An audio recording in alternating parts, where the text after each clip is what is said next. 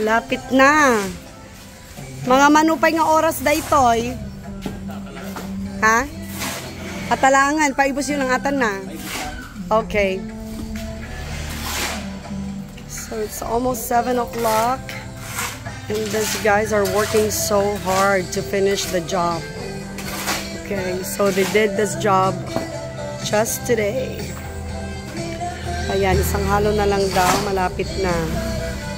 Okay. So this is the basketball area for the kids. And we're saving the papaya tree.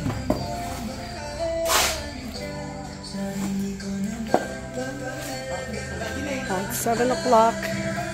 Siguro matatapos sila mga alas 8. Ganyan. Malapit na. It's looking good.